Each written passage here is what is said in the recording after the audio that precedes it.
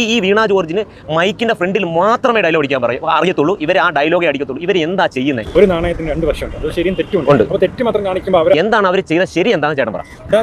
രണ്ടാമത് വന്ന പാർട്ടി ജനങ്ങൾ മണ്ടരായോണ്ട്, ജനങ്ങൾ വെറും കഴുതകളായോണ്ട് രണ്ടാമത് ചെയ്ത ജനങ്ങൾക്ക് ഇപ്പൊ മനസ്സിലായി എന്താണ് പിണറായി വിജയൻ എന്നും. പിന്നെ കോൺഗ്രസ് എന്ന് പറഞ്ഞ പാർട്ടി കഴിവില്ലാത്ത പാർട്ടിയാണ്. നല്ല നേതാക്കൾ അതിനകത്തുണ്ട്, ചെറുപ്പക്കാരായ നേതാക്കൾ, ഷാഫി പറമ്പിൽ, രാഹുൽ മാങ്കൂട്ടം, അങ്ങനെ നല്ല നല്ല നേതാക്കളുണ്ട്.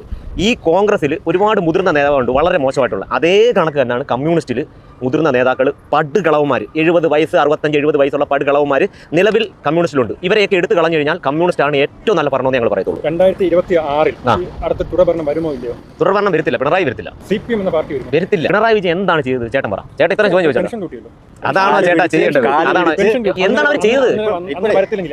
എന്തായാലും BJP വരത്തില്ല. ഞങ്ങളുടെ അഭിപ്രായം പറയുവാണെങ്കിൽ ഈ കിളവന്മാരെല്ലാം എടുത്ത് കളയണം, എങ്കിലേ കോൺഗ്രസ് ഗുണം പിടിക്കത്തുള്ളൂ. സുരേഷ് ഗോപി എന്ന MP, തൃശ്ശൂർ MP ഒരു 4 ദിവസത്തെ പട്ടി ഷോ കാണിച്ചു. പബ്ലിക്കിന് ഓപ്പൺ പട്ടി ഷോ കാണിച്ചു. സുരേഷ് ഗോപി ഷോ ഇല്ലെന്ന് പറയുന്നില്ല. സുരേഷ് ഗോപി പൂർണ്ണമായിട്ട് 70% ഷോ കാണിക്കുന്നുണ്ട്. ഇല്ലെന്ന് പറയും. ഇതിനകത്ത് ആരാണ് ഷോ കാണിക്കാത്തത്? ഈ മന്ത്രിമാരായാലും പ്രതിപക്ഷ നേതാക്കളായാലും MLA-മാരായാലും മുഖ്യമന്ത്രി ആയാലും AC കാറി അണ്ടിപ്പരുമ്പ് തിന്ന് നടക്കുക, അല്ലാതെ ഒരു പ്രയോജനവും ജനങ്ങൾക്ക് വേണ്ടി ചെയ്തു. പിണറായി വിജയന്റെ ഭരണം അവസാനിക്കുന്ന സമയത്ത് നോക്കിയോ നിങ്ങൾ 3 മാസം 2 മാസത്തിനകം എല്ലാ കാര്യങ്ങളും ചെയ്തു കൊടുക്കും. എന്തുകൊണ്ടാണ് ജനങ്ങളായ പൊട്ടന്മാരാകുന്നത്? തിരുവനന്തപുരത്ത് റോഡ് ബ്ലോക്ക് ചെയ്തിട്ടാണ് ആശാവർക്കന്മാരും ഫുള്ള് നിൽക്കുന്നത്. ഇവരൊക്കെ എന്തുകൊണ്ട് അടിച്ചുപിടിച്ചാൽ അവിടെ ഭവിഷ്യത്തുണ്ടാവും. അടുത്ത ഇലക്ഷൻ ഇതൊക്കെ ബാധിക്കുന്നുള്ള വ്യക്തമായിട്ട് അറിയാം. ഒരു ജനപ്രതിനിധി എന്ന് പറഞ്ഞാൽ പാർട്ടിയുടെ തീരുമാനമല്ല ചെയ്യേണ്ടത്, ജനങ്ങളുടെ തീരുമാനം. അതിനോട് രാഷ്ട്രീയമില്ല. അങ്ങനെയാണ് ചെയ്യേണ്ടത്.